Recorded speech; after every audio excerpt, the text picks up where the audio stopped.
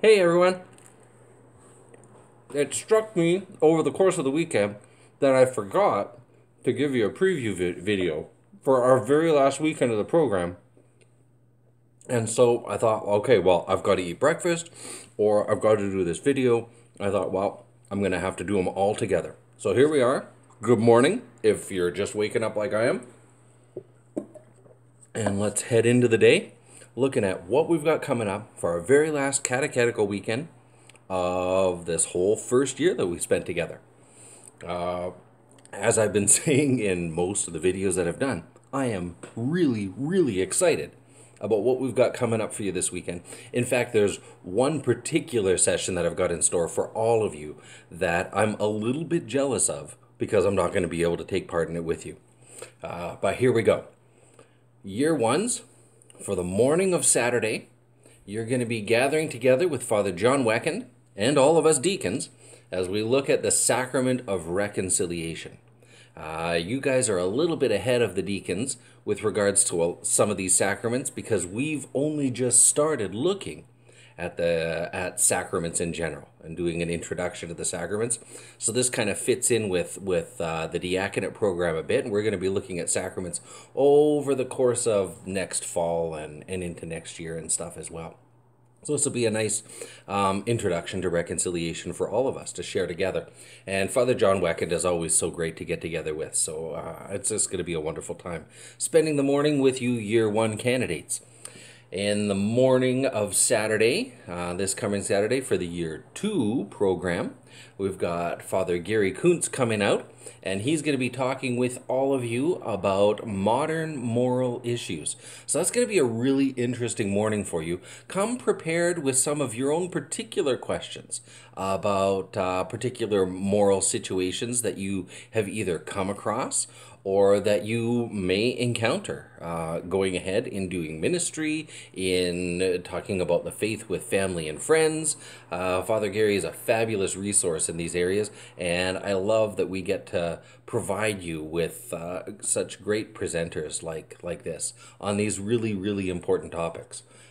Just another sip of my tea here this morning. And so for year threes, this is actually kind of a treat. This is one of two sessions this weekend that I was really happy to be able to provide. For year threes, it came to my attention that over the course of your time together throughout this program, you have yet to have a session on discernment and discernment of spirits. And a process of discernment, which is really, really vital going ahead in the program, going ahead in your life, in ministry to Christ and His church. Being able to take time to listen to His invitations on where it is that Jesus Christ is calling you to live out the gospel and to serve your brothers and sisters in faith. Through the church, at home with your family, your neighbors, in your parishes, and in the diocese. And it just so happens that we've got a particular individual that has this skill set who's able to spend that morning with you. And that particular individual happens to be me, yours truly. So we're going to get to spend Saturday morning together, which will be a really great treat for myself.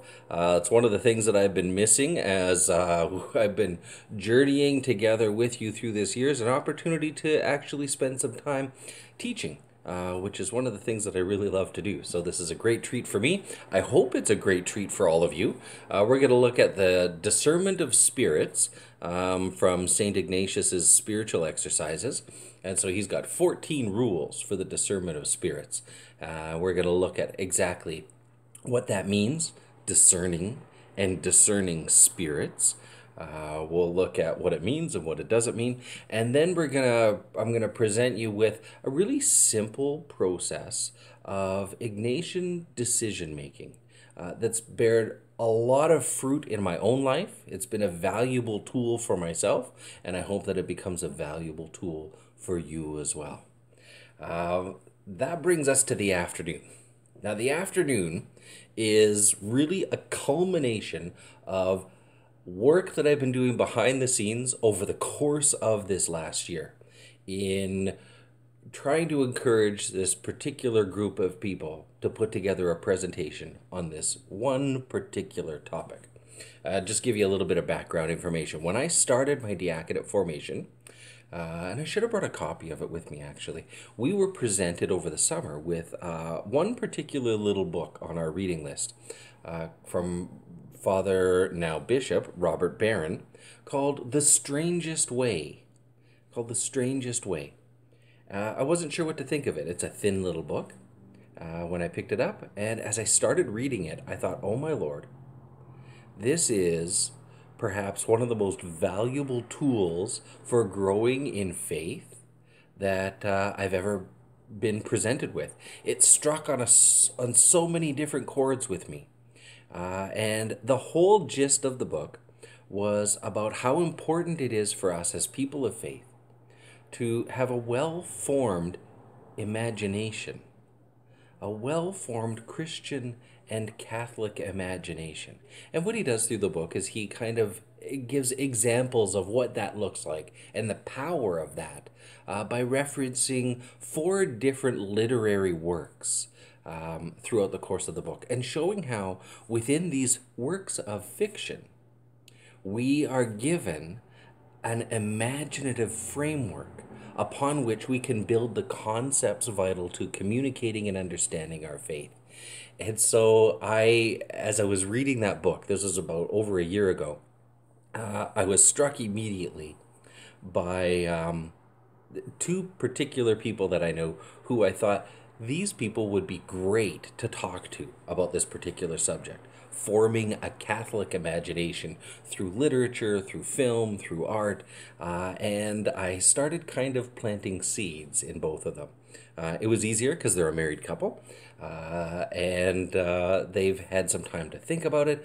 And just over these last couple of weeks, I've been able to get in touch with them, and they agreed to do this. So the topic is going to be exactly that: forming the Catholic imagination through art and literature. Through literature and film primarily. And the people that I have coming out to do this for us will be Dr. Marcel Decoste and his wife, Dr. Susan Johnston, and a former student of theirs, or maybe he's a current student of theirs, a young man that I knew from Christ the King Parish, Patrick Malone. Patrick Malone. So we've got three people coming out to talk to you about this topic. And I'm just going to give you a rundown of what they're going to look at to give you an idea of what this really cool course is going to be like for you. Susan is going to look at how we as audiences engage with works of art and with literature and with film, always with our imagination. And looking beyond just the symbols that we might find in film or literature to how the structure and the storytelling of some well-known stories, she's going to look at things like The Lord of the Rings and A Christmas Carol, works on our moral and theological imaginations. How it helps to form our imaginations with us. So that's what Susan's going to look at. Then Marcel's going to step in. He's been doing some great work over this last year with Flannery O'Connor. If you haven't had a chance to read Flannery O'Connor, I would highly recommend her. She goes for a bit of that shock factor. Her general idea is sometimes we as people of faith, and I know this resonates with me, maybe I'm the only one, but sometimes we as people of faith need a load of bricks to drop on our heads, to shock us out of our complacency, and to realize how imperative it is for us to do something and make some kind of choice as a people of faith. And so he's going to look at Flannery O'Connor's idea of, I love this phrase, incarnational art. Incarnational art as the proper aim of Catholic writers and the most edifying kind of literature for us to read as a means of growing in our faith. And by this term, what O'Connor means is that art should be humble and faithful in the face of worldly realities at hand, in face of those worldly realities, and instead of just trying to exemplify a rosy and sunny picture of life, to offer a picture of the complexity and the dignity that is inherent with dealing with other human beings. That's all really complicated stuff. At least it sounds like it is.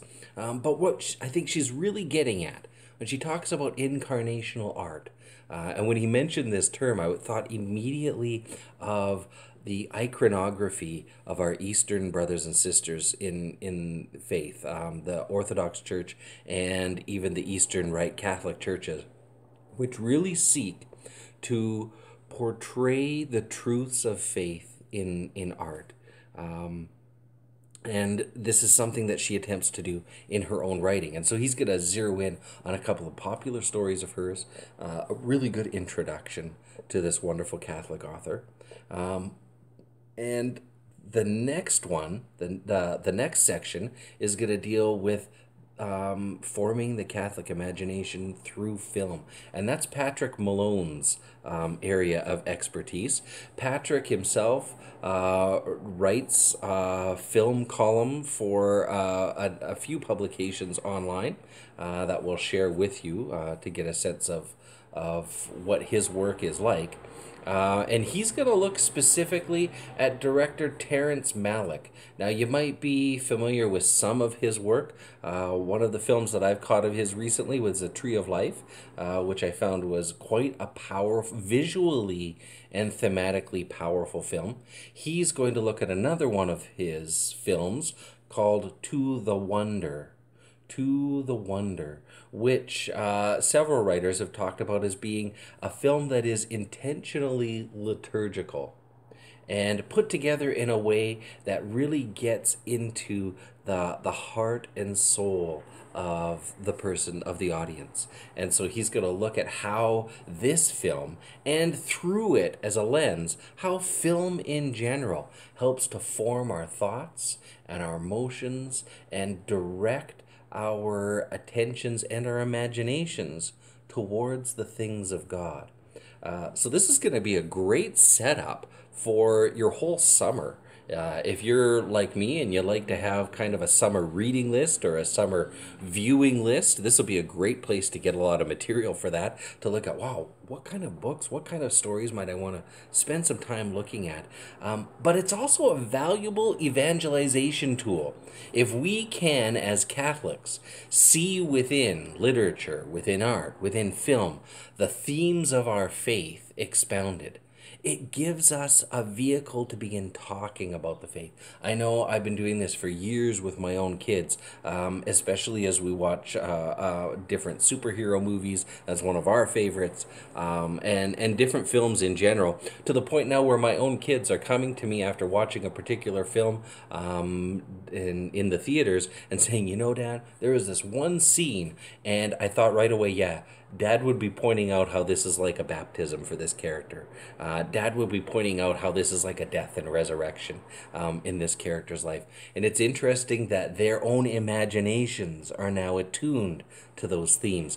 This, by the way, was a popular means of evangelization for one of our first evangelizers, St. Paul the Apostle.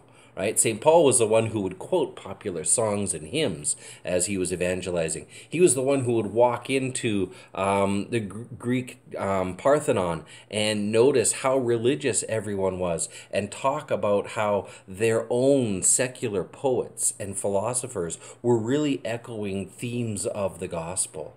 And so this is a long-standing tradition for us, and it presents us with great tools for speaking and communicating about the faith, but also, as I mentioned at the beginning, it provides us with a wonderful mental, imaginative framework upon which to build our own understanding of faith and grow in our faith. So as you can tell, I'm really excited to be able to offer this to you.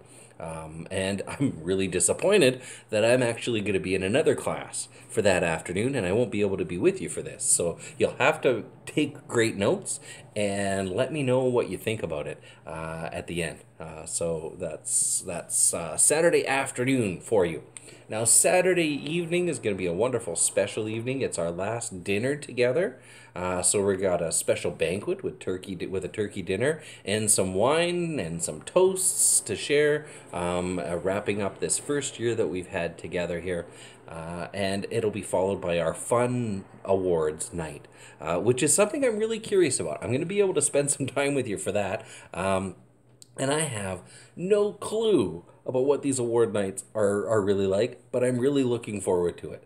In my mind, in my imagination, as we were talking about forming an imagination, I'm thinking something along the lines of like the Dundee Awards from The Office, but I don't really know. I'm really excited to see what you guys have put together and sharing this with you. It sounds like a lot of fun.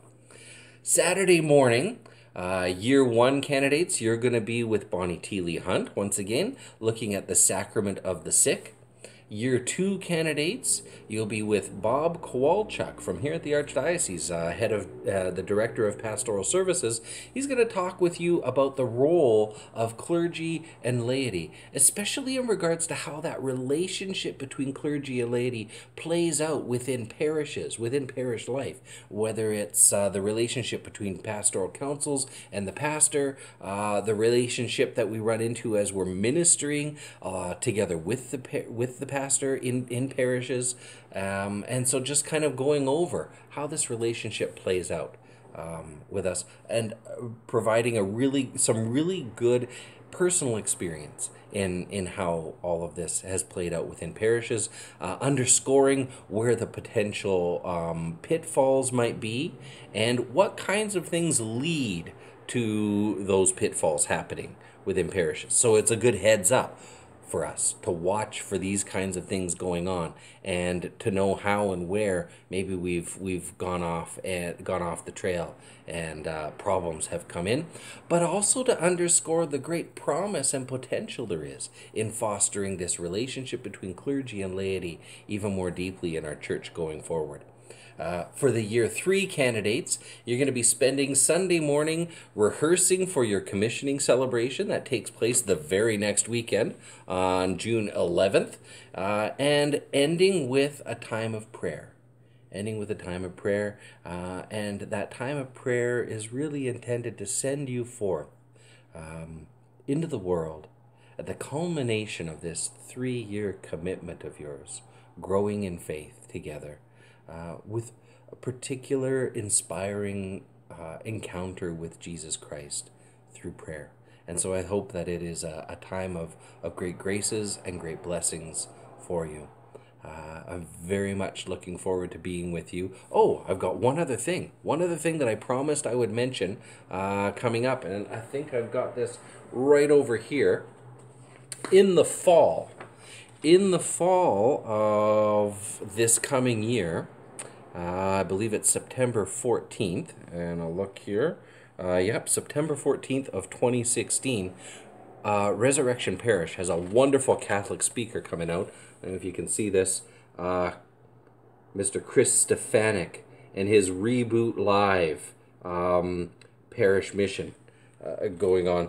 Really geared towards, this is an endeavor that his Real Life Catholic Ministry has put together and been running for about 1.5 years now, and it's geared specifically towards empowering parishes, empowering the Catholic community to evangelize. I've had an opportunity to meet Chris at conferences before. I use a lot of his materials in my own ministry because by the grace of God, he provides all of his video materials and clips and stuff like that, and articles free for people to use in their own evangelizing efforts, which is a fabulous ministry just in and of itself. But this particular mission that he has going on, show you the poster again, is a wonderful way to spend a weekday evening on September the 14th in 2016. Tickets, as you can see, are $25. The best place to get them is online, if you can purchase them online, and there's the address right there at reallifecatholic.com/reboot. The nice thing about about purchasing them online is that it saves Resurrection Parish the additional processing fees for doing credit card payments and debit card payments and stuff like that. But you can always contact Resurrection Parish to book tickets. Their seating space is limited, and they have to cap it out at a particular level. I can't remember exactly what the numbers are. So it's best to book tickets now. That's what Melissa and I have done, because I do not want to miss this guy come into town. Powerful speaker, powerful witness to the faith, and a powerful message of evangelization. So I really want to encourage you to add this to your fall to-do list for everybody. All right, that's my big kind of push for you, and probably in September I'll do another big push for them again. As that comes up, because that's something that you're not going to want to miss. You'll really regret having missed seeing him and hearing his message. And that's it. That's our last weekend together, summed up in a tiny little 20-minute nutshell. I must say, I've been really enjoying doing these videos with you and for you over the course of this past year. I wasn't sure how that would be received. I've got so much positive feedback, and it's been a wonderful way for us to kind of maintain this relationship. I'm kind of proud of myself that I actually managed to do one video for every single month of the program together, and it's a tradition that I'm planning on continuing going ahead. I hope you guys have a wonderful and blessed week, and I'm really looking forward to spending this coming weekend with you as we wrap up our program for this catechetical year and prepare ourselves to just enjoy these wonderful summer months as they come up. Every single day, literally every day, I offer a prayer for all of you, for your intentions, for your family, for your friends. And as I continue in my ministry, as I continue in my diaconal formation, I humbly come before you and ask that you continue to keep me and Melissa, my wife, and our family in your prayers as well. Goodbye, and God bless. Amen.